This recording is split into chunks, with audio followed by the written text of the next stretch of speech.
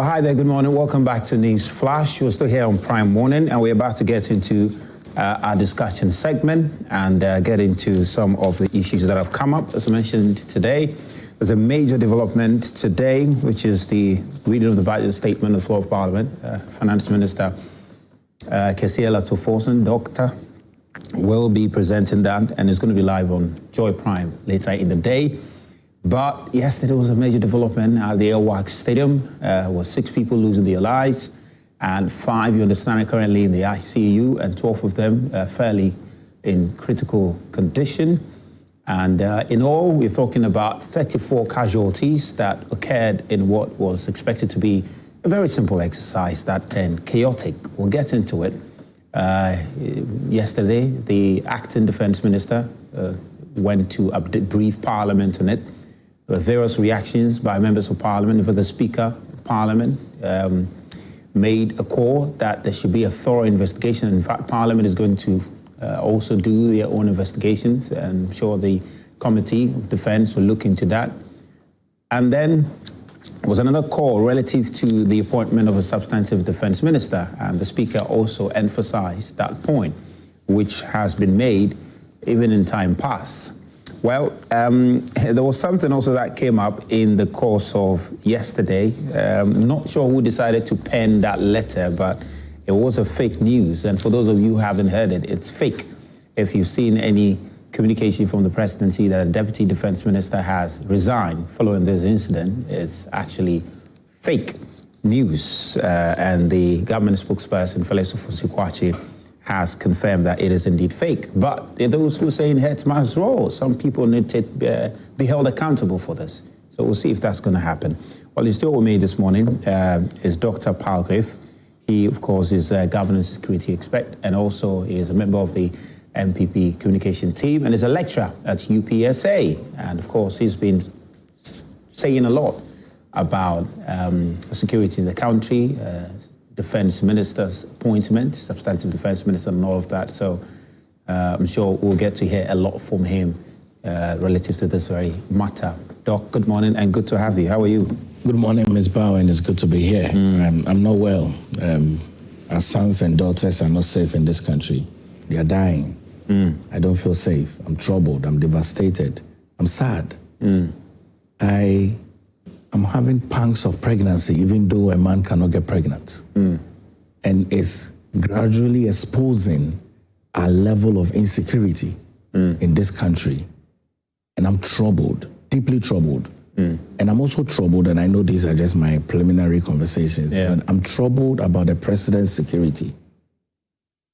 Maybe he's not brought his attention to it. Yesterday, the vehicle he sat in to go to 37 Military Hospital had the chief of staff sitting in front of the president's vehicle, and the president's bodyguard seated next to the president. The president is a VIP. He's a first gentleman. I may not have voted for him, but the seat he occupies is important in the interest of the Ghanaian people. He puts at risk his chief of staff sitting in front of his vehicle and the bodyguard sitting next to the president. It's never going to happen anywhere in proper VIP protocol. But we'll get into that, and we'll understand what that entails. Dr. Dramani is also here. He's the Deputy CEO of NPA. He's also here. Doc, good morning. Good to have you. Hello. Good morning, Ms. Bao. You're well. Yes, I'm good. It's a pleasure being here, and thanks for having me. It's been some few difficult hours, hasn't it? Absolutely. It's been very few difficult hours for government, for the Ghanaian people. We are all very troubled and saddened by what has happened. I mean, the safety of every single Ghanaian is of utmost importance to this government. And under no circumstances should any life be lost, especially when people are seeking an opportunity to serve this country. But as government has promised, and as government has given indication, the full details of what happened and led to where we are would be uncovered and unraveled.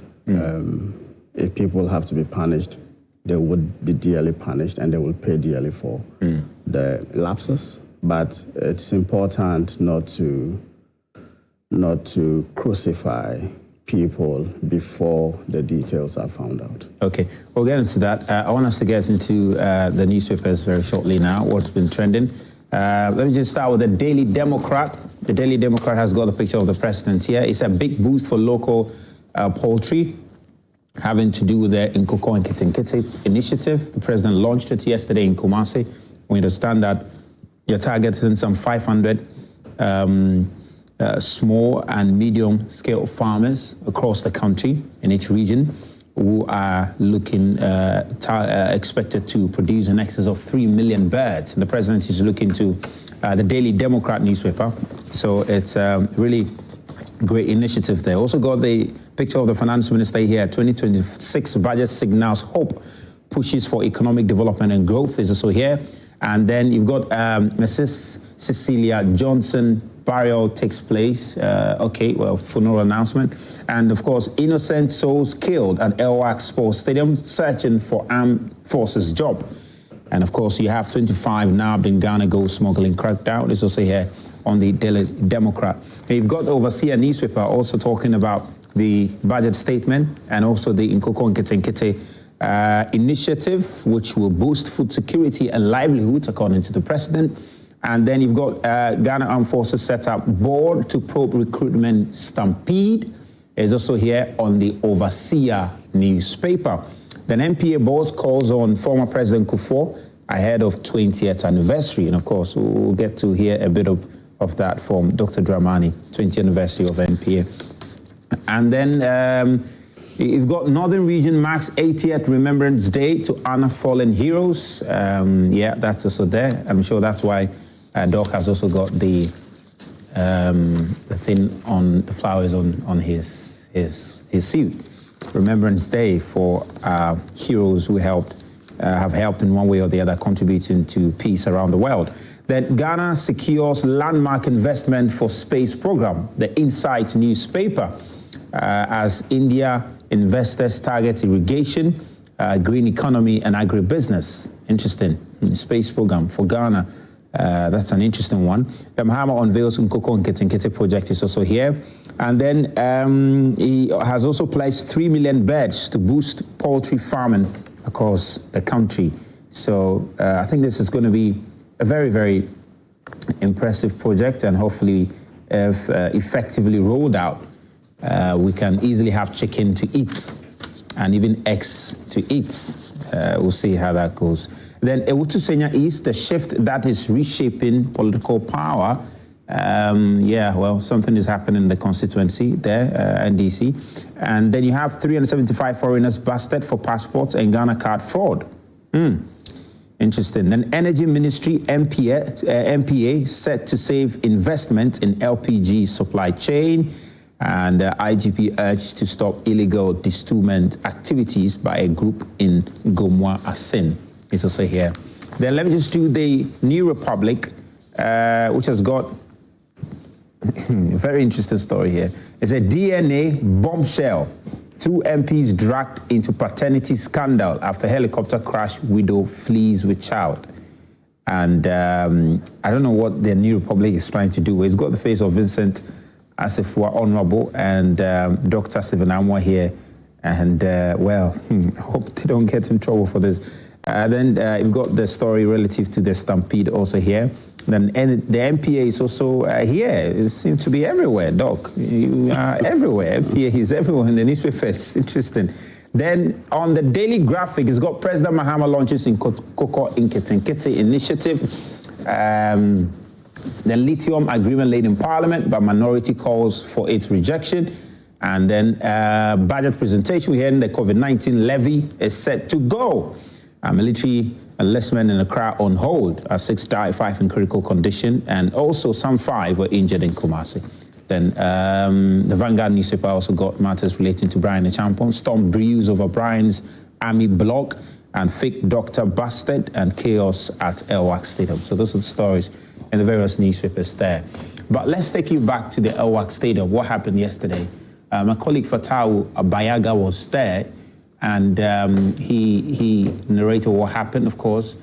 After that incident, the individuals were rushed to the 37 military hospital, and then he the president visited the individuals who unfortunately got injured and were also receiving treatment. And then we understand that government has promised to take care of the medical bill, which was expected. And then Parliament has also made a donation of 100,000 Ghana cedis to help with the medical bills. But there seems to be a consensus among everybody that, look, this matter has to be properly investigated. The president also commented on it while he was launching the Nkoko Nkiti project. So we can listen to the president, what he had to say. It was the first time he was speaking on it after visiting the hospital. I'm say we're proud in the India order ayarisabia and also your bompa say obenya ahode na nyame ehunu mobo enti enkran no me ka share asoja force omunja ansa na yenhwem na ye nhihye foforo senebeya ni esi no nsi sabium. Yeah, so that was a directive of the president that what's happening in Accra ought to be suspended so that they put in place measures to ensure it doesn't reoccur. Well, we kept track of the Volta region's exercise, same exercise taking place in the Volta region. You go to the Eastern region, same exercise taking place. And we just seen videos from all of these regions, and it's appeared that a number of people have massed up to these centers. Well, my colleague Fatau Bayaga was there yesterday. He joins me on phone. Fatau, thank you very much for joining us this morning. Just help us appreciate, you spoke to a number of the potential personnel, after the incident occurred. Can you tell us what they told you relative to exactly what caused this? So, Razak, what really happened was that many of them who came told me that they received messages that they were supposed to come yesterday for documentation and also body selection processes.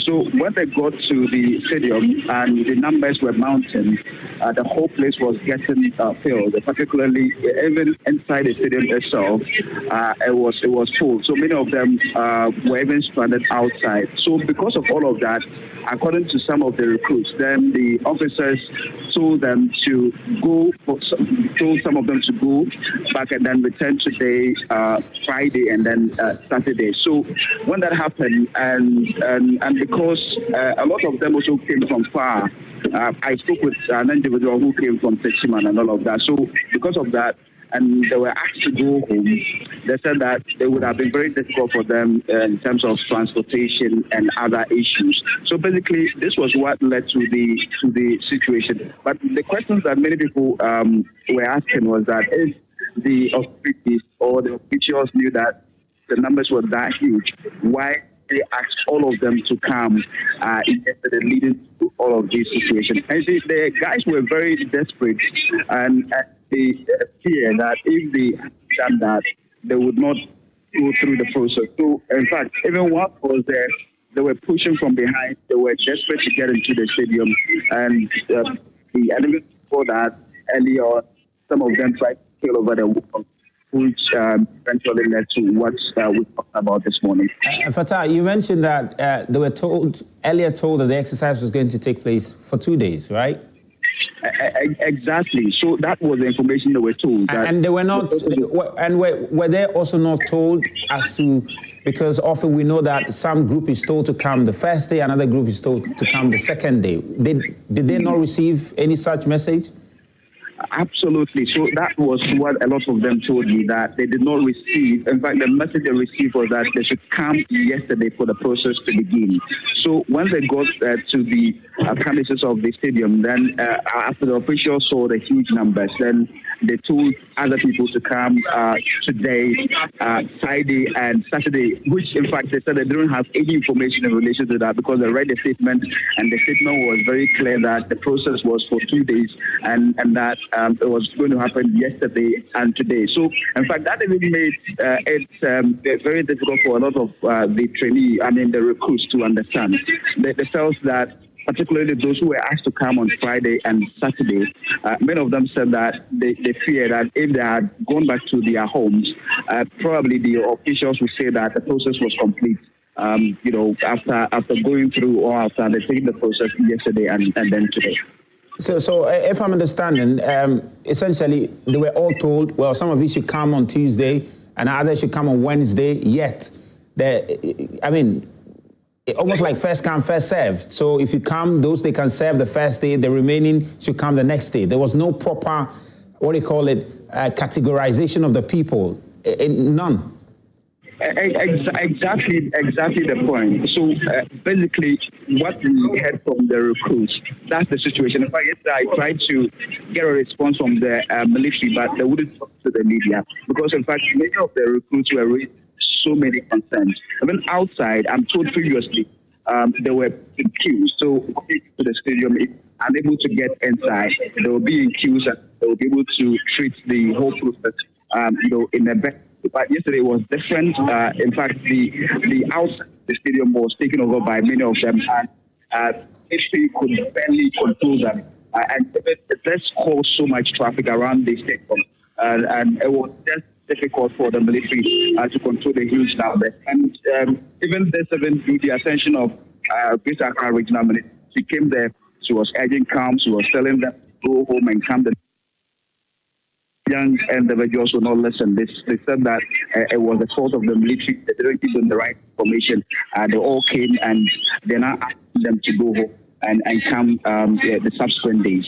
Well, of course, when we look at the videos, we see that there were a number of them. But can you estimate how many people were gathered there yesterday? Because we had some of them had gotten there as early as 1 a.m., 2 a.m., 3 a.m.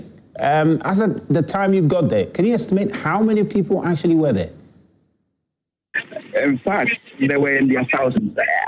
It will be very difficult for me to give you a realistic number because even inside the stadium, it was full, and those outside, in fact, they were also in their thousands. In fact, some of them slept at the stadium. So I spoke with someone who said that he came around 7 p.m. and he had to sleep at the stadium. And when he woke up around 6 a.m., many of the recruits began to go into the stadium with force. And because he didn't have the strength, he had to pull back. And he said that his intention was to get there early and then to be among the first who will go through the process. But because of the huge numbers and the way and manner the way they were handling themselves, in fact, he couldn't get into the stadium, and he felt that the military should have done better in terms of how they were handled. Well, Fatah, thank you very much. Thank you very much. That's Fatah, my colleague. He was following that story yesterday, the whole of yesterday. Now, I want us to go to the Ashanti region also, because the exercise also took place there. My colleague Bright Kweku monitored the window stand. There was an incident there also, for one person being rushed to the hospital and a few other people also apparently fainting due to the heat. So he put together this report telling us what happened in the Ashanti region. We can listen to him now, guys. Almost 6 p.m. here at the Barbara Sports Stadium, and as you can see right behind me, these are potential recruits into the military. In fact, they tell me that it has been quite a Herculean task for them. Some came here as early as yesterday, hoping that they will be served. They have sat here. The numbers have actually reduced over here. In fact, I would like to take you through the process once they come here. So once they get to this place or this recruitment center, they are made to go through or perhaps sit here for a short while they wait for their documents to be scanned. And once the documents are scanned, they move up into the stands, the yellow stands up there, for their body selection, where they will be checked for their heights. If they have any piercing of a sort, that will also be checked. And also, if they have any tattoos, and also bow-legged individuals will also not make a cut for this particular recruitment exercise. Once they are done with their body selection, they then move on to documentation, where their documents are also being taken by the officers at this particular center. And in fact, it hasn't been easy for a majority of these recruits that have come here. I was here last night. Yeah. What time? I think 10 p.m. 10 p.m. Yeah. I slept at the gate. And it's almost 5:30. Yeah, still I'm still here waiting. Yeah, I'm waiting to get all my everything done before I leave here. In the morning, we've been here stranded. They will tell you, go, come, stand up, walk.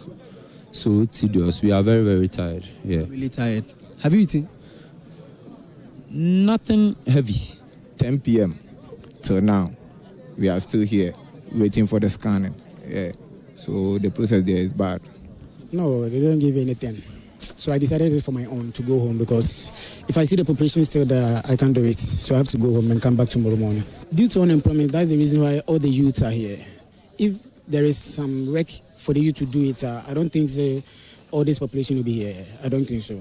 Due to the Herculean nature of this process, there have been some pockets of incidences of fainting and collapsing. And in fact, we've had one individual who sustained some injuries and was rushed to the Konfanochi Teaching Hospital. Here is Captain Kwame Jabari, who is the Ashanti Regional Coordinator for the Security Service here. Now, in our records, we only have about 5 casualties. 4 of them were just dehydration and then lack of water and because of the heat. So they are responding to just one that was sent to Emena and then has been transferred to Konfanochi. So we have no any death.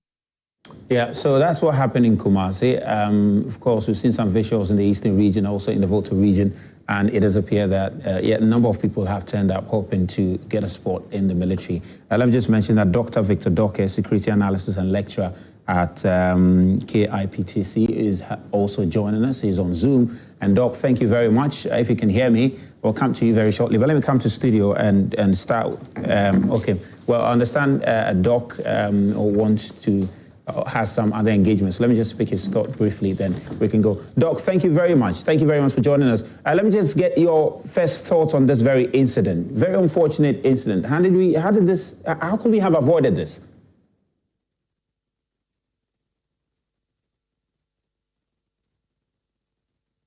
Hello, Doc.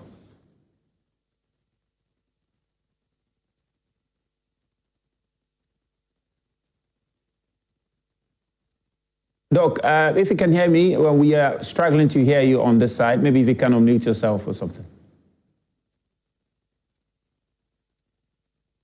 All right, we'll try and work on that with Doc over there. Dr. Victor Doke is a security analyst. But let me come to studio while we try to fix the challenge we have in studio there. Let me start with you, Doc. Okay. I understand he is back on. Doc, can you hear me now, please? Dr. Victor? We are still having the challenge now. So, but let me come to you, Doc. And I've said this, that at the heart of this, yes, on the face of it, 6 people have lost their life. Terrible. But what this tells, the bigger picture here is the depth of the youth unemployment in our country. And maybe this, I don't know how this is going to reawaken government urgency to try and resolve the unemployment we have in this country because, this is it. They were looking for jobs and they lost their lives in the process. Absolutely. And before I say anything, I think it's important to commiserate with the bereaved families of the victims. Very clearly, it's a very deep loss for them. The expectation which you had was the fact that your ward would go through a process, come back home safely, and anticipate that eventually he will get the opportunity to enter the force and make a meaningful living, but also contribute to the building of this nation. And so to lose their lives under those circumstances are very troubling. And so, yes, we need to very much share their pain, and government itself has clearly demonstrated the fact that, they appreciate the circumstances, that these circumstances are not the circumstances under which, anyone should lose their life, and that they have commiserated with the bereaved family. Government is also, and I know this for a fact, that government will take steps to ensure that they mitigate. There's not much you can do under the circumstances, but government can meet them halfway to try and mitigate the pain of the loss that they have currently suffered. Going beyond that, I think there's so much to learn from this exercise. And it's important that the first step has been taken, which is that a board has been set up, an armed forces board has been set up to thoroughly investigate the circumstances that led to this loss. And I believe that the circumstances will be unraveled to the fullest extent, and the right and appropriate lessons that ought to be learned, would then be learned, which is why His Excellency the President has called for the process to be halted, because there's a need to reassess the circumstances and to reassess the process and to ensure that, remedial measures are put in place to avoid any such incidences from occurring. But let me just want to get your thoughts on this, because there is a registration process. That's correct. The military knows the number of people that they are going to screen. That's correct. Then from our interactions with the potential personnel, they say there was no segregation of the people. And they were just told the exercise is going to happen for 2 days. So you need to come. And essentially you're going to have a first come, first served situation. It's surprising that that was the approach. It's extremely surprising that was the approach.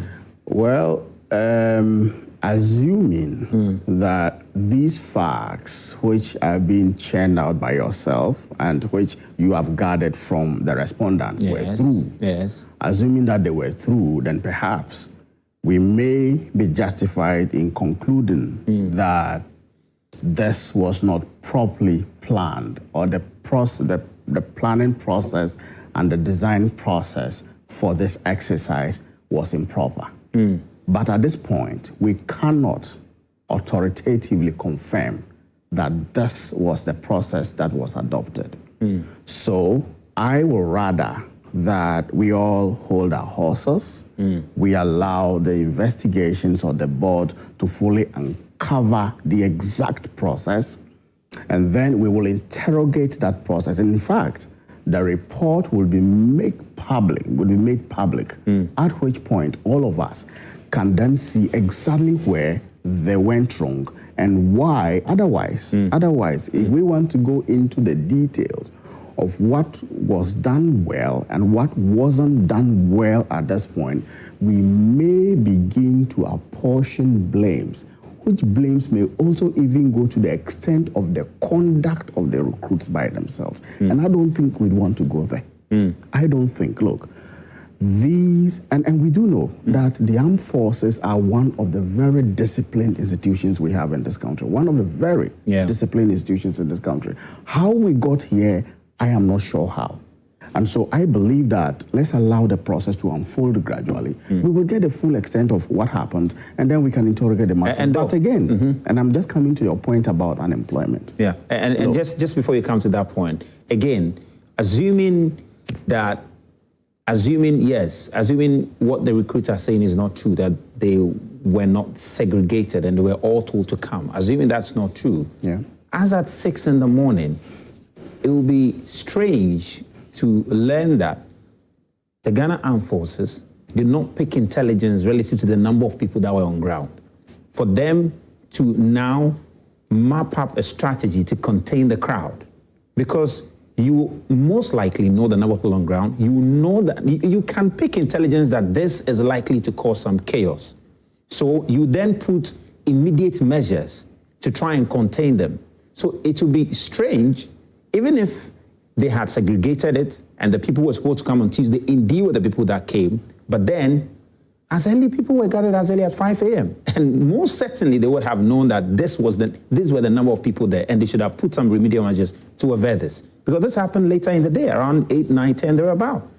Well, so as a matter of fact, the effort around intelligence gathering would have been one of interagency security coordination and not just the Ghana Armed Forces. So even us, It is an exercise of the Ghana Armed Forces, but the expectation is that they would have been working with a number of security agencies, including the police, including the NIB, etc., etc. I'm sure it's part of why the regional minister also exactly, found exactly, Rexex and the likes. And I believe that they would have gathered some level of intelligence. But you see, there can be a breakdown. There can be a breakdown in the mechanisms that you put in place. What occasioned that breakdown is what we are unable to tell at this point. I don't foresee that a very important exercise of this kind would be walked into without a plan. I don't foresee that. I don't. Under the circumstances, especially because lives are lost, I am very cautious on what to say here. So I would plead, and I hope that my colleague will listen to the plea, that we do not, at least on this occasion, we cut them some, I don't know whether that's the right word to use, but for the want of a better word, let's cut the security agencies or the Ghana Armed Forces especially some slack. That would be difficult. That's why I say I don't know if so with life lost. Exactly. So they were in charge of this process. So you saw how difficult I had to put this through. You saw how difficult in terms of whether or not the words and the expressions I'm choosing here were the right ones. I do get it. You get it. Yes. So obviously I am saying this knowing that look, you don't want to muddy the waters any further. Because what we seek today, as we said today, is that number one, we want to find a very fair, transparent, safe process come back upstream. That's what we want to find. And we want to find that eventually all the recruits who have expectations of getting into the army actually go through a very fair process, conclude that process, and those that can be absorbed are absorbed to serve this nation. That's eventually what we want to see. All right. And so we will just learn the lessons. We'll come to the substantive issue. Yeah, we'll come to that. It's a major issue that we'll deal with. But before I come to Doc, understand Dr. Victor has, we've established connection with him now. Doc, thank you. We're struggling to hear you. I hope you can hear me clearly now.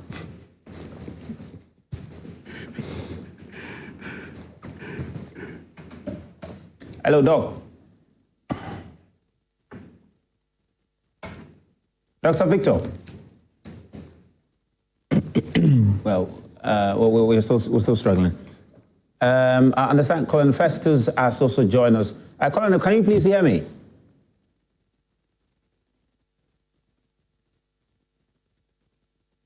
Colin Festus, please, can you hear me?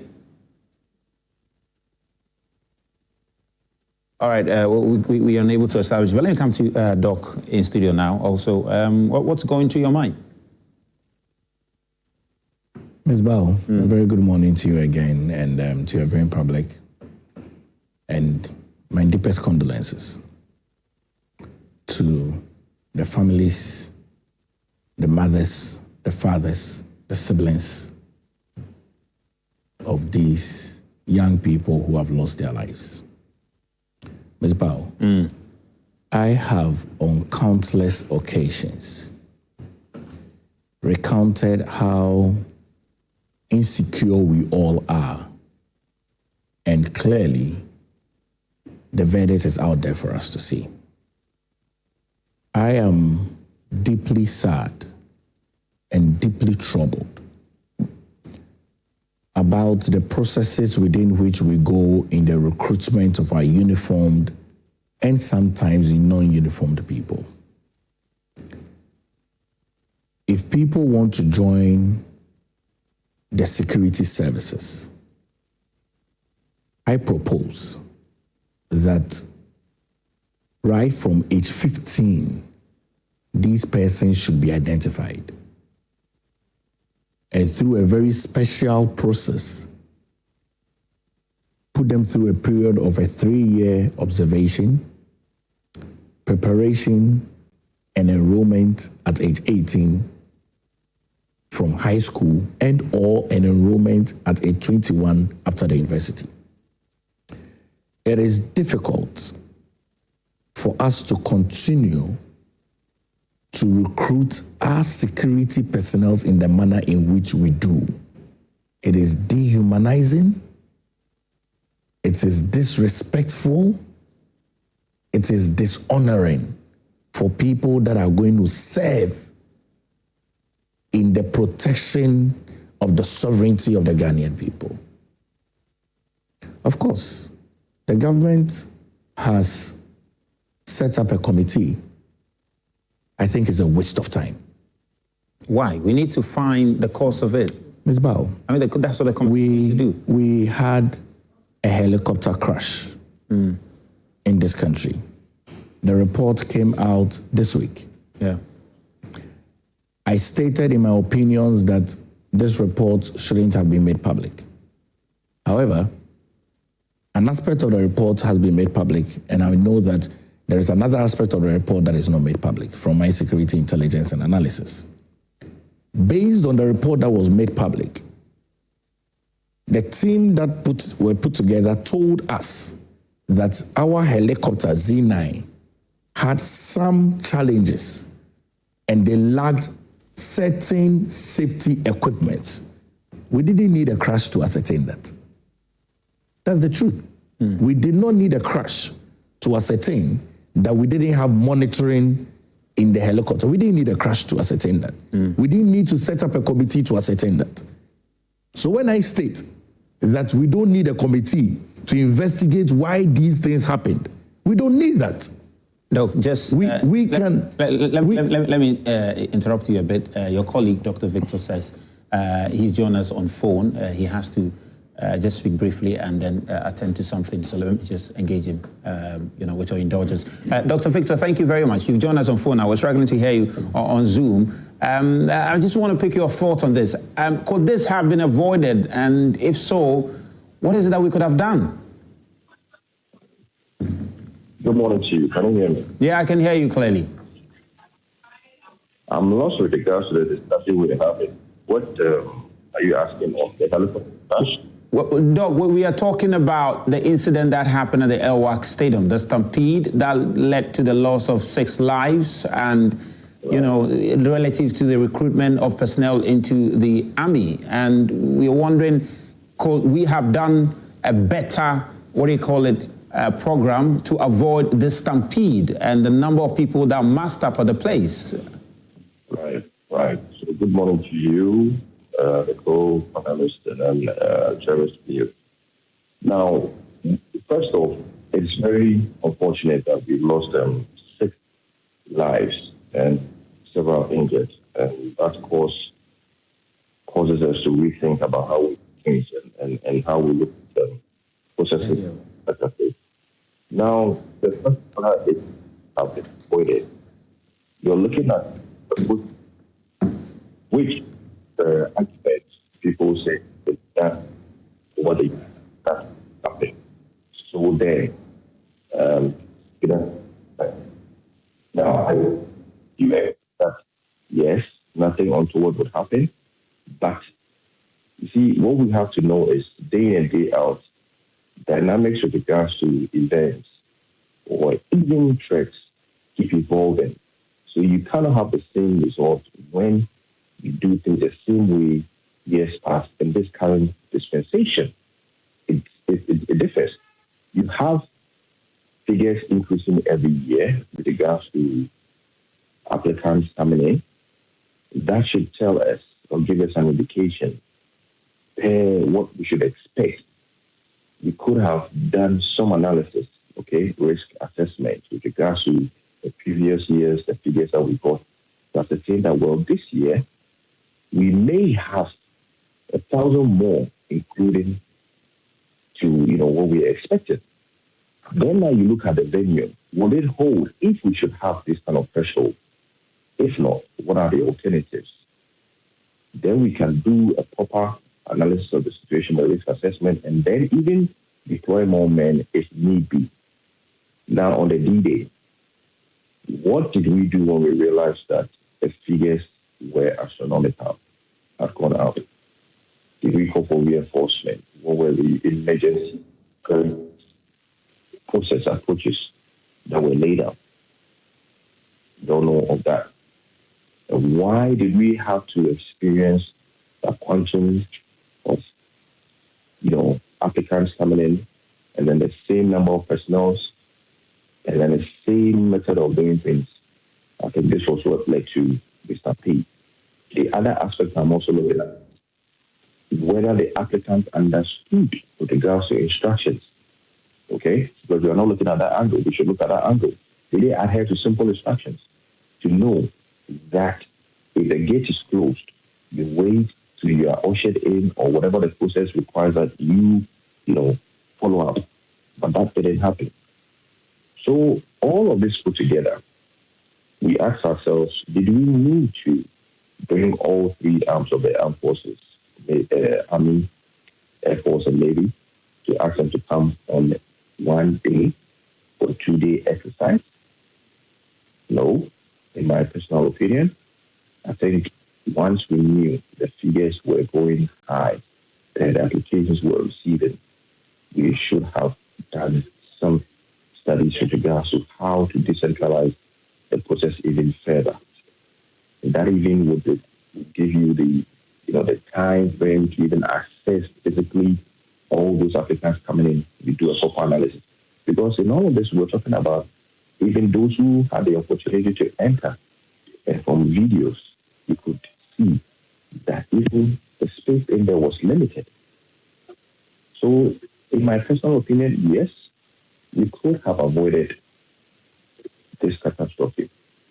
Doc, just a final one, because following these incidents, even the Speaker of Parliament has reiterated that call that we needed a substantive defense minister. Will such an appointment improve anything relative to this incident and, any of the other incidents that have happened with the military? Thank you for that. On October 2nd, I wrote a piece on why the president should appoint a substantive minister. Among many reasons why we need to have a leader in the defense sector who oversees not just internal security issues. Day in, day out, threats keep evolving. Now, let's come to our home. There are warning signs that we have received, which is one, attack on Naimos, attack on prosecution by Galamseyers, okay? And we arrest these Galamseyers day in and day out. We see the number of weapons they have. These are early warning signs. Plus, what happened, the unfortunate incident that happened yesterday, that tells you one thing. The aspect of the team youth now having the impetus to do what they are doing with regards to the Galamseyers. Now, the incident that happened yesterday should tell us what are the security points we are picking from it. The teaming youth, the unemployment, the aspect of what not going to Kotu because they want it and they need it that bad to the extent that this incident should happen. I think I back the same call of others, the speaker, in October 2nd, the article that I wrote. Other prominent personalities have also spoke about it. It is time for a substantive minister who oversees two issues with our security. I think it's been delayed. I don't know what the problem is, but I'm making a personal plea to the president that he should, as a matter of urgency, appoint a substantive minister without delay. Because the early warning signs have been given already. You don't wait till something else happens before you appoint. Hey, Doc, thank you very much for your inputs this morning. Really appreciate it. Dr. Victor Doke, he's a security analyst, and he's also shared his thoughts on that. Let me come back to you, Doc, now. You were on flight, then I had to bring you down a bit. No, it's fine. I'm glad that my colleague, Dr. Doke, has spoken, and a very good morning to him. It's alarming. It's very alarming, Ms. Bauer. It's really very alarming. Let's define the role of the Ghana Armed Forces, because I think that's important. The Ghana Armed Forces is to defend the territorial integrity of Ghana, to assist in national development, and to maintain peace and security, both domestically and internationally. And I'll leave it there. Okay? Yeah. We have young people who want to join the security services. We've been doing this in an orthodox way and traditional way for a very long time. Every year, year in, year out, we have large numbers of people who want to join the security services. In the adverse of modernity, in the adverse of decentralization, in the adverse of the security not being able to gather their own intelligence to protect the lives and livelihood of people who have come to be able to be of service and in service to protect the sovereignty of this country. The reason why I stated that there may not necessarily be a need for a committee is because of the backbench of the committee that was formed for the helicopter crash. Now, the helicopter crash said that it lacked terrain awareness warning system. It lacked advanced navigation with terrain mapping. It lacked automatic flight control system. And these safety equipments could have enhanced situational awareness. These were things that you did not need a committee to set up. That is why I don't think that we need a committee to be set up to be able to investigate something that intelligence can give to us. That's number one. But in the case of that report and that committee on the Zena helicopter, yes, you talk about some of the defects in the helicopter, but then we also got to know that visibility primarily, led to the accident. And prior to that, there's been a lot of conspiracies as to what might have caused it. So the committee helped to clarify that. You agree? I agree. But you see, we don't need to be a country that is almost predictable. Because from where I sit, and with my analysis, it's almost predictable of any incident that will happen, they'll set up a committee. Of any incident that will happen, government will go in and donate. But lives have been lost. Why can't we prevent these incidents from happening? Why can't we? I started calling on the President John Dramani Mahama to give us a substantive Minister for Defense on the September 8th. Check the news portals. From September 8th till date, I've been asking, what is the president doing? You are the commander-in-chief of the Ghana Armed Forces. Does he know what that means?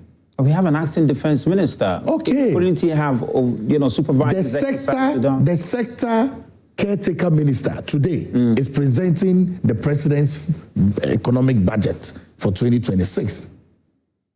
The finance ministry is big.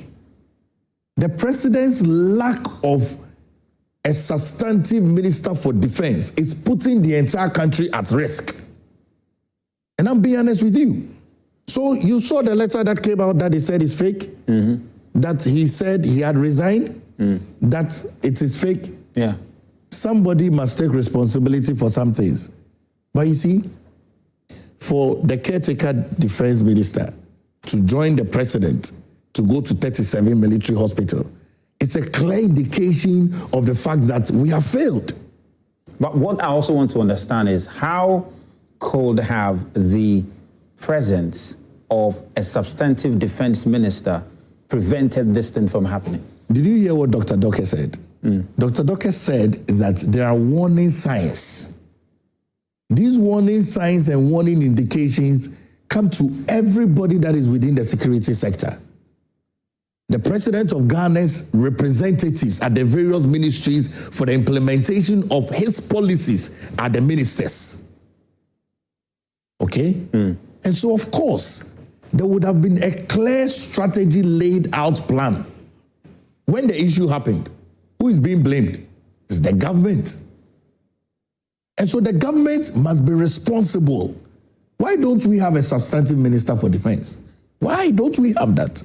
In the Volta region, the same exercise is happening. In the Eastern region, the same exercise is happening. We haven't heard of stampedes. Even part of the Northern region, the same exercise is happening. We haven't heard of stampedes in the manner that we've heard happened or seen happen in Accra, even without a substantive minister. So Accra's case appeared to be peculiar. Is maybe the men that have been put on the ground to handle the Accra recruitment or screening exercise clearly failed at their job, and not maybe necessarily the absence of a defense minister contributing to that. You know, Ms. Bao, when people apply for recruitment, there is a data. And so you are clearly aware that 20,000 people are coming to Accra. And these people that are coming to Accra may be coming from other places because the portals are open and people choose where they would want to serve. I'm not too sure if the recruitment process would determine where you must go for your screening, or it is chosen by the applicant. I don't know that. You understand? But if it is chosen by the applicant, it means that the Ghana Armed Forces would have the data of the number of people. Maybe even the location of the screening was wrong. I saw in Kumasi it was being done in a stadium. Yeah. Elwak is small. If you have large numbers of people, in the thousands of it, would that be the location that you should choose? We are gradually exposing our insecurities and our own inadequacies of handling crowd. This is not a demonstration. This is not a demonstration. These are people that are seeking to enter into a very prestigious institution, which is the Ghana Armed Forces. Yeah. Which is why I propose that if people want to join the security services, from age 15, they must start being identified. From age 15, okay? It is difficult for us to pick people that may not necessarily have the background in terms of their social vices and their integration with society and how they have been influenced being in these sectors, which is why I propose that as we are growing as a country, we need to take our security very seriously. And in taking our security seriously, we must start now. We're in a very volatile sub-region. We have countries that are bordered us that are under terror attacks in terms of terrorism. We have countries that are bordered us that are under military juntas. They are not democratic states. And so we need to ensure that we protect our sovereignty, which is why we must start the process now. And I propose that right from age 15, we must start identifying people that must serve in these security systems. We must abandon the current process we are using to recruit people into. We must slowly fade that out. Not entirely abandon. We must slowly fade that out. If we slowly fade that out, we'll be able to have some people whom we know want to serve in this security sector, not because they are looking for job security. That's the fear. The fear is that there is a large number of young people that are unemployed. And I get calls every single day. Once someone is age 20, they want to join the security services. Even with no level of intelligence, because you see, when you do an IQ test, okay, and if you are minded to do that, you can clearly know persons that must serve in certain areas of the Ghanaian economy. And that's what it is. You are a journalist. You ask very critical questions. And so that's the sector that you want to remain in. You want to remain in it because it's your passion and because it's what you've studied. We must be able to prepare ourselves as a country to grow up a team of people that must serve in our security services right from a tender age. And that's what I'm proposing. All right. Now, I'll come to the president's security, and I'd like to lay emphasis on it. Look, yesterday the president drove, or the vehicle that carried the president to 37 military hospital, had the chief of staff seated at the front of the president's vehicle and had the president's bodyguard seated next to him. On arrival, okay, I saw that the chief of staff opened his door and beckoned on the president's door, and the bodyguard had to run immediately from where he sat, because he sat directly behind the driver, okay, to follow the president. Something fell down and they had to pick it up. Look, in protecting a VIP, it is wrong. It is wrong to put at risk the chief of staff sitting in front of the president's vehicle. The proper arrangement should have been the chief of staff seated next to the president and the president's bodyguard seated in front with the driver. Because you must protect the president. When the president gets down, it is his bodyguard who opens his door, so that the chief of staff does not need to be doing security work. Maybe it was not because of the circumstance of the situation. No, my brother, look. You know, it's not that happened. It is not. Between Jubilee House, 37, 5 minutes. Let's rush there quickly. Sit here, let's go. It is not the circumstances of it. It means that we are not taking our security seriously. This is the second incident that has happened. The first incident was when the president returned from China. When the president returned from China, an official trip, his brother, Ibrahim Mahama, drove him from the Ghana airport. I have videos here. So we are putting our president at risk. His security is important to me. All right. Because of the seat he occupies. Okay, let me come to Doc. I understand Colin Festus has also joined us. We understand he's on phone now. I hope he's still there with us. Colin, thank you very much for joining us. I just want to get your thoughts on what you think the scope of work for the committee that is going to look into this should be, so that we can learn some vital lessons and going forward improve the process that we recruit people into the security service, not just the army, but even other security service. Well, thanks for having me, and good morning to my colleague panelists. This is a very straightforward investigation. The armed forces had planned to undertake a recruitment exercise, informed the applicants to assemble at different locations around the country. In Accra, the armed forces had invited, according to reports, about 21,000 applicants to assemble. And then, owing to some challenges with the management of that, let me call them for now, crowd. When the gates were opened, there was a stampede because 21,000 people would have been struggling to enter the stadium, to be the first, if you like, to be processed, although they had all been invited, cleared preliminary as qualified to join. The main question we need to ask, and I find it very, very unfortunate, because the armed forces has been doing recruitment for decades. Anytime they want to enlist, they do this kind of exercise.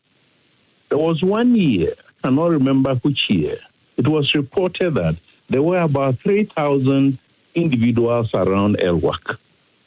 I saw the footages, those who would recall. So from that time thereabout, the armed forces decided that instead of asking everybody to congregate in Accra Elwak Stadium, which denies other people of equal opportunities to join, because there are economic costs to traveling from every corner of the country to assemble in Accra. So let's decentralize, let's regionalize the first phase, which they were going to do today. Let's regionalize it, which they did. So this exercise yesterday was taking place at different places. I saw the reportage, I think, on WA. I heard about Bolgatanga, Kumasi, and so on. The problem is that Accra is a capital, and Accra has the numbers. So you have 21,000. Now I'm asking, if I'm sitting at any planning conference about this recruitment, and we say that, or the responsible officer says that we are going to process 21,000 people on the 12th of November, the question I would ask is, what is the processing rate? How long does it take to process one individual? Can we process all 21,000 in one day? The obvious answer is that no. So I'm saying that let's say it takes 1 minute, and I'm told there were 9 tables that were set up as a clearing point. So even if each applicant takes 1 minute in front of a table, by the 9 tables, you're talking of 38 working hours. And a working hour or working hours are not 24 hours. We don't work 24 hours from 6 to 6 or 6 to the next 24 hours. So even if you take it 38 working hours as the normal working hours, clearly 1 day was not enough. You needed 1 day plus another 14 hours. But our working day is not 6 to 6. So probably you needed in excess of 4 days. Then if we needed in excess of 4 days, then the same technological messaging app they used would inform certain candidates to come to Accra or wherever, on this day, on that day, on that day. At Bolgatanga here, there were 1,000 who were processed. Very, very peaceful, very, very smooth. So that's the basic question. It takes us back to the planning for the processing. Even if they were going to set up 100 points, the question is, could LWAC, that small enclosure, take 100 clearing points? And the answer is no. You see, so that's what baffles me, because this is an exercise the has been doing every time they needed to recruit. And I find it very, very... Yeah, Colin, so fundamentally, there was a problem with the planning process, fundamentally. But in terms of certain actions that have to be taken, do you expect any in terms of sanctions? Do you expect any at all? Some people, some heads to roll, because that's what some people have been calling for. But first of all, I will not doubt the integrity of the armed forces as an institution. When the armed forces needs to discipline its officers and men, it does so. So let's assume that after the investigations, if blame is apportioned to a certain officer or groups of officers and men for not having planned effectively for this exercise, it's all about controlling or managing the crowd. That's the main issue. I believe that the armed forces will get to the bottom of this, and then they will decide under the circumstances what to do. Punishment takes many, many different forms. So at this time, it is premature to, as people are suggesting, heads must roll, people must be dismissed. No, that's not the idea. The idea is to find out who planned and why they didn't plan to manage sizable numbers of the 21,000 who are assembling here. The 6 lives, female lives lost, going to look for a future. And then as the accounts say, now instead of a bright future, you end up mourning. I cannot imagine. And yesterday I spoke somewhere about our mentality about compensation. That when we pay 40,000 to an individual under such circumstances, we think that we've done them a favor. And I told, on air that I have catalogued a number of instances in my life when I could have lost my life within the armed forces. Whenever I lost my life in any of those situations, then the state will pay my beneficiary family 40,000 Ghana. But my worth today is many, many, many times more than the 40,000. So 40,000 is not enough. Yes, they must pay compensation, we must pay. But let's begin to pay compensation that is commensurate with the totality of the loss. You see what I mean?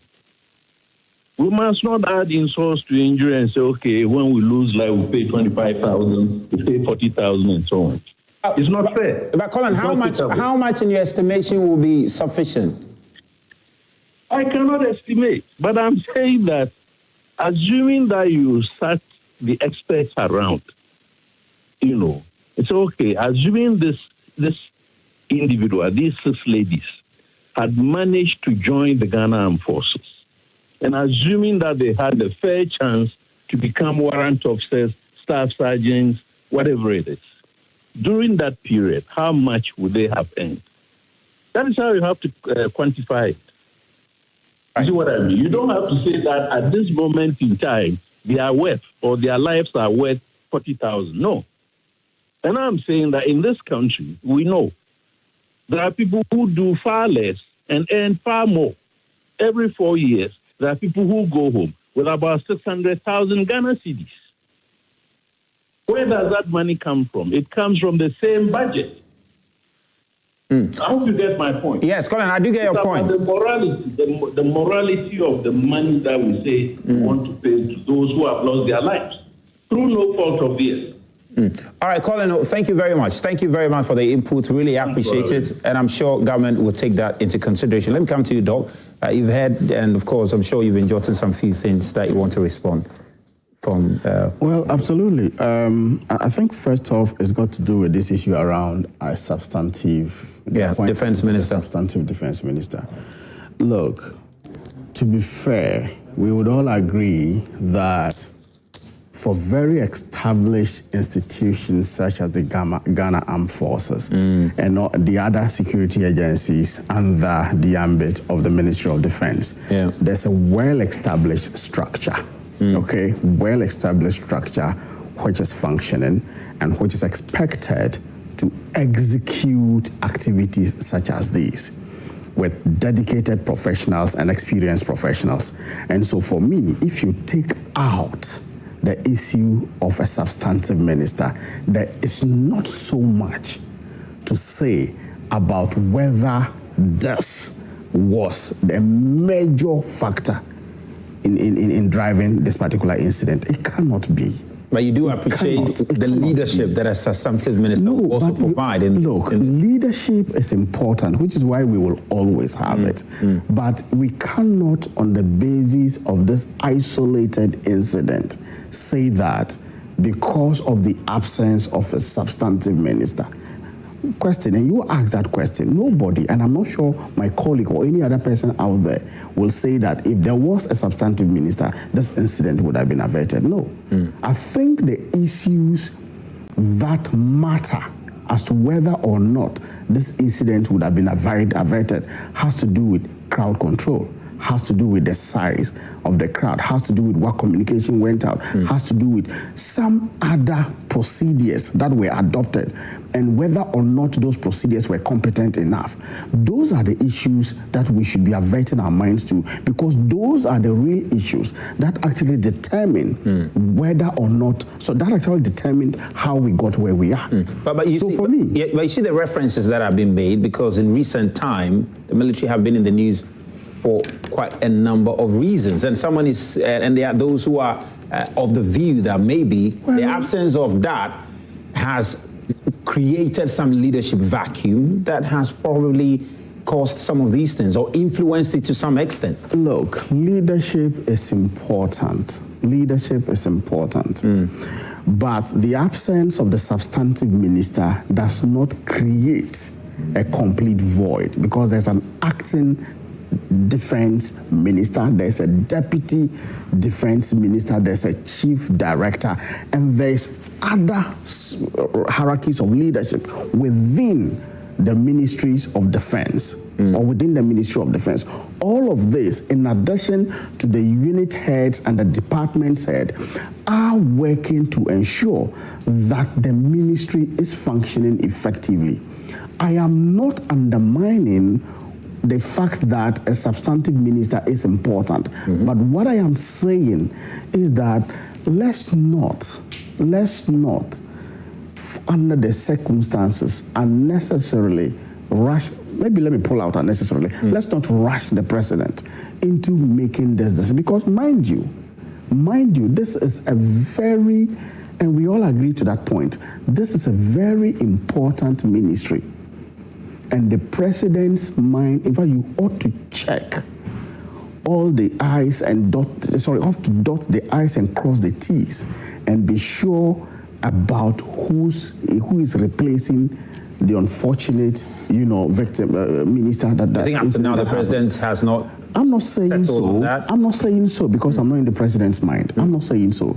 But what I'm saying is that just on the basis of this incident alone should not be the reason why we should. I mean, calls are important. People want to see a minister. But what I'm saying is that let's not link the absence of a substantive minister to this current incident, because that clearly will be wrong. Because at the end of the day, when things like this happen, they'll say, well, yeah, it's under this ministry. This is the minister there. But in this case, the acting defense minister is also being held responsible for the economy. He's busy with the budgets. He's going to IMF meetings. He's all over the place engaged with a very huge tax like the economy. It's okay. So yes, he's acting, is checking a few things, but the kind of attention that probably. But do you agree? Do you agree with me that there's a structure? Yes, I do. And do you agree with me that the acting defense minister would normally make himself available for very critical matters, which is what ministers,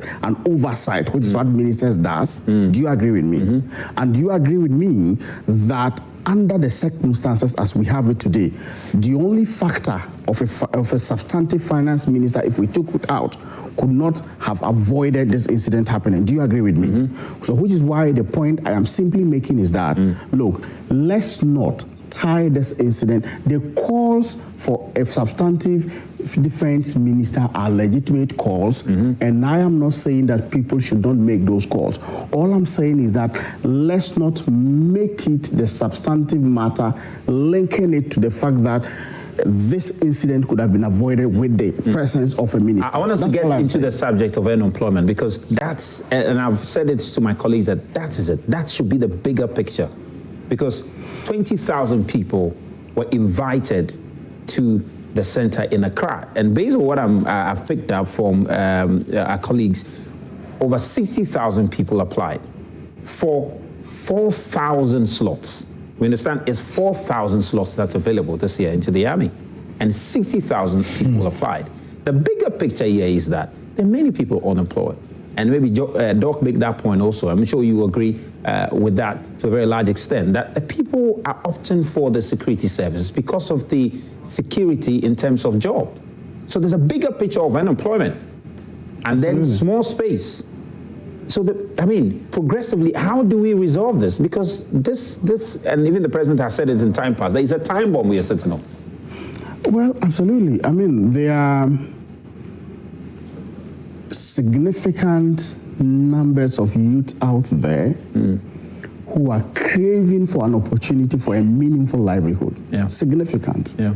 And if you happen to have the privilege of being in position of authority, this will come to you in reality in terms of the numbers of CVs that you receive on a daily basis. What's your experience? From person is terrible.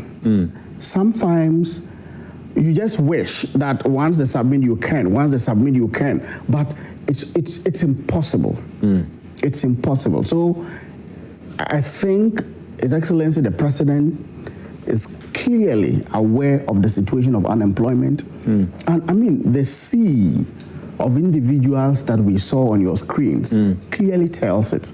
The turnout was huge. Yeah, because massive. People are trying to, this is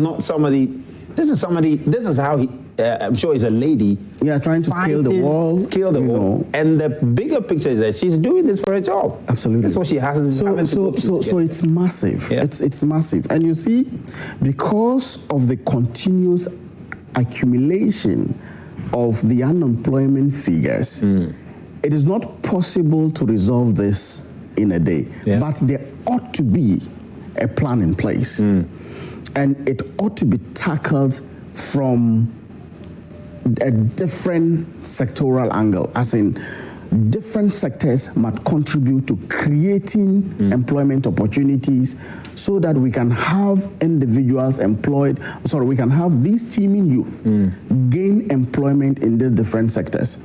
I believe that you have seen what the National Youth Employment Authority has done so far. The recruitment with the quasi security agency. There's the police. Exactly, the police. You've seen that which is coming around in respect of the Arabic instructors. You've seen that which is coming around in terms of going into apprenticeships. So we are getting, or they are getting, master apprentices who will take other apprentices and then train them, equip them with skills. Because largely, many of them, what they need, beyond those who have gone to school, have some grades and dropped and are now seeking employment, there are also others who lack skills because they have not, exactly furthered their education to the extent that they are employable. And so those also need to be given the appropriate skills so that they can become employable. Look, the fact of the matter also is that the orientation ought to be there around entrepreneurship. Whether we like it or not, the public sector can only employ that very much. We need the private sector to complement that, and we need persons to also take that decision of going into entrepreneurship on their own. Now, support mechanisms are what we need to take in place to incentivize this process to happen. And I believe that the entrepreneurship ecosystem in Ghana now is beginning to receive a lot of attention, both from government but also from international development partners. And so for me, the question is, to what extent can we incentivize people to look at this angle? To look at this angle and perhaps even ensure that the incentives which we can give them to be able to, take this, to make this, a lot more easier for them, is put in place. And I believe that the National Entrepreneurship Innovation Program, has launched a certain program that is seeking. I don't have the details as I speak, but I know that they have launched, and there are huge numbers of potential entrepreneurs who are undergoing training under that project. We have the Ghana Enterprise Agency as well, which is having their own set of programs and are supporting small and medium scale businesses in that light. We do have the Ministry of Food and Agriculture at the moment, which under the Feed Ghana project is implementing a lot of other incentive projects to ensure that persons who want to go into farming can actually go into this. And we have the National Service Authority on itself, revamping its farms across the country and seeking the intervention and seeking the involvement of the youth in this area. So for me, government appreciates this, which is why there are multiple projects and multiple initiatives aiming at tackling this. I believe that for employment or for unemployment on it, we need to have a bigger national conversation around this. Interesting. A bigger national conversation around unemployment, and we need to perhaps come up with a strong policy document around this so that methodically we can get this this unemployment issue resolved. You want to touch a bit on that unemployment situation? Touch on that, then I can pick some messages here. Ms. Bauer, the National Labour Commission estimates that there are about 700,000 unemployed people. Estimate. And, as a lecturer at a university, we graduate over 300,000 graduates every single year across the country. And so look at the data and look at the fact that we need to be able to turn the country into a marketplace of entrepreneurs. We can't run away from it. Absolutely. We need to turn the country into a marketplace of entrepreneurs. And we need leaders that think business, do business, and see business, and that is sustainable. And so at the rate at which we are going is signals and signs that there is not a clear model and plan to be able to solve these high number of young people that are unemployed. Parents who are on their retirement are taking care of their children who have finished university because they don't have jobs. Couples that are married are being taken care of by their parents. And so the burden of a generation that must be taking care of the growing generation is increasing.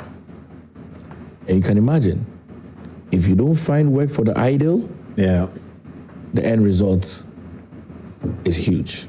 Let me just read a few messages that have come reacting to some of the comments that opinions we shared on this matter. Let me start from here. Let me start from here. It says 6 reported dead over stampede during military recruitment issue. Why should we always wait for tragic event to happen before we learn sense? Why will the Ghana Armed Forces leadership even ask all of them to come at the same day, knowing very well that the number is very huge? Oh, Oman, Ghana, he says, Ablade in Efiokuma, Zongo. This one says, good morning. This is Abdul Ganiu in the Savannah region. It's shocking that at a time when the nation is mourning, the president and NDC MPs have chosen propaganda over empathy politics, and politics over people. Okay, but the reality speaks for itself. People are dying, and if those in charge were truly doing their jobs, these lives wouldn't have been lost. It's painful to see innocent people die needlessly, he says. We've lost 6 or possibly 12 young girls in a tragic incident, yet Our vice president hasn't even made a single post to console the bereaved families. The same silence followed when 16 students died in a motor accident just a month ago. Ghanaians deserve a vice president who shows compassion and leadership. Well, somebody is taking on the vice president there. Well, interesting. This one says, good morning. I am Ohineba Kisi. We are watching leadership closely on how they react to incidents involving people's lives. As much as their visits and donations are described as passion and kindness, we must admit that such good practices are practiced often at the wrong time. And he says, why am I saying this? Long ago, we lost 8 gallant family men through helicopter crash, and after which billions of cedis and dollars have been donated to families of the deceased. What brings back the lost lives? Cause such donation think and plan just like the lost individuals themselves. Similar to the recruitment casualties, lives are lost. In fact, 6 women who might be raising families through birth, others critical injured, and others are described to be fairly critical, when some end up becoming disabled in such situation. Now, the point, didn't the speaker before the time had such amount with him? If it is personal donation, could he have not earlier than this incident released the same amount of money to have created a well-paying job? Okay, I get your point. That the speaker should have given out the money to support entrepreneurs, if not come up to donate it later on. But we need to take care of the medical bills. We are all helping to take care of the medical bills. I say, good morning, Zach. I'm Big Alasko from Garut and Pane, and he sends his greetings to his DCE there also. But goes on to say, I'm sad to hear this story yesterday. May Almighty Allah grant their souls eternal life, and I wish those who are at the hospital speedy recovery. The question I want to ask is, why are we here? We were told since 2021 no official recruitment has taken place.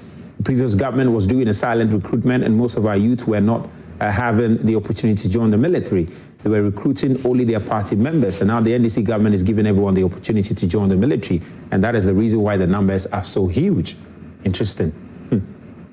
Someone says, good morning to you. We stand at a crucial moment. Ghana's economic prosperity. It's imperative that we move beyond discouragement and actively champion our local entrepreneurs. The spirit of innovation and dedication to production are the true engines of our economy. Let us provide the necessary support and foster a robust environment for them to grow, thereby securing a foundation. Okay, a few more, then we'll see. When will we as a country become proactive instead of reactive? It is heartbreaking that a simple military recruitment exercise, an event meant to build national strength and opportunity, could result in the loss of lives. This shouldn't happen. It's a reflection of a larger problem. The absence of planning, poor crowd control, weak safety systems. We cannot continue to wait for tragedy before we act. Ghana deserves better, he says. And Meshach says, I think we should learn from our mistakes as a country. Military and police recruitment should be decentralized in order to avoid stampede. It's so painful to hear the news of 6 Ghanaian youth died out of frustration looking for a job. Imagine you're a parent at home waiting to hear good news that your child recruitment has been successful, only for you to hear later that the child has passed away. So sad and disheartening. We also thank President Mahama for his swift response.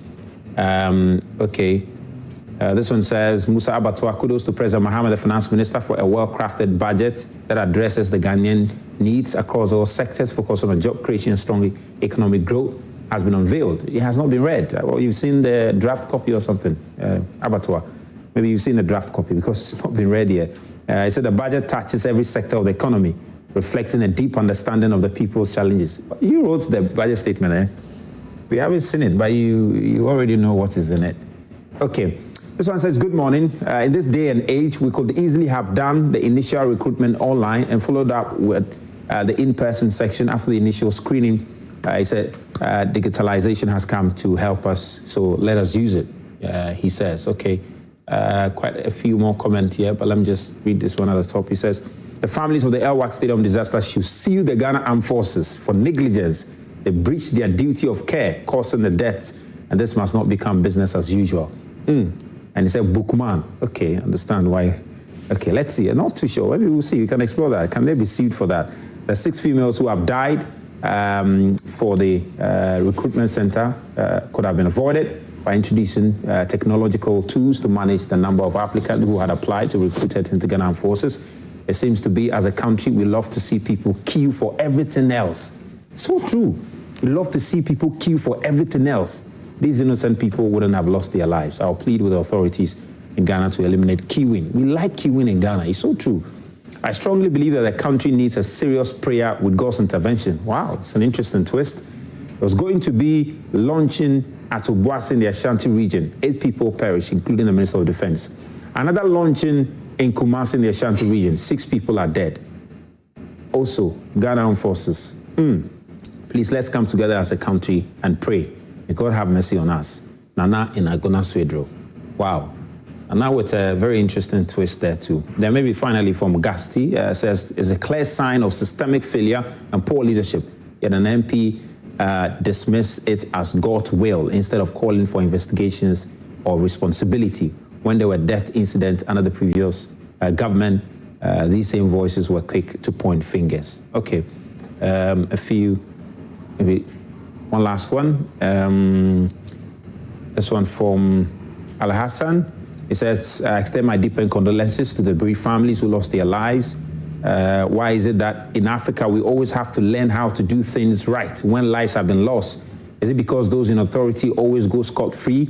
Or is it that leadership benefit from such disaster? The Ghanaian forces knew that the numbers were huge and they could have screened these young people in batches, or the stadium gates should have been open for them to enter as they come in individually than allowing them to gather there in that numbers before opening the gates. Okay, well, those are some of the messages. And then we'll just, well, thank you very much for sending them. We'll keep the conversation going. Maybe let me just take the final comment from Dr. Mahama. Final comment. You promoted me to Dr. Mahama, which then brings me to Dramani Mahama. So for a moment, I'm the president of the country, is it? Dr. Dramani, I beg your pardon. I mean, just final comment. Your institution have been quite busy. But maybe let's just final comment on the budget. What should we expect? Well, the expectations, as you would see, I mean, some snippets of information have been put out. Absolutely, COVID levy is going, VAT is coming down slightly, and this should be a significant respite for business people. Employment is a major issue.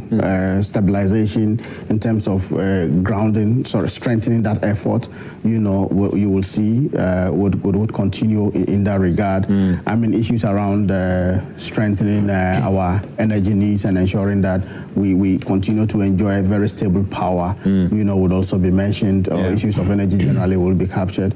So for me, it's a very good time as a Ghanaian, and the Ghanaian people voted for this government, you know, with the aspiration that things were going to change for the better, and this budget would actually point in that direction. We only hope that every one of us will support the system in order that we can realize the transformation that is expected under the reset agenda of His Excellency. Okay, I'm not sure what the name will be given to this budget, because in time past we've had a number of names given to Asamba budget and all of that. We'll see. But Dr. Palgrave, also final comment. You want to talk about the budget, or what do you want to talk about? No, I don't want to talk about the budget, because the president has failed in appointing a substantive minister for defense. His minister for finance is busy. Really, really busy. And I'll end with 2 quotes from Kofi Annan. Kofi Annan says that insecurity is love dressed in a child's clothing.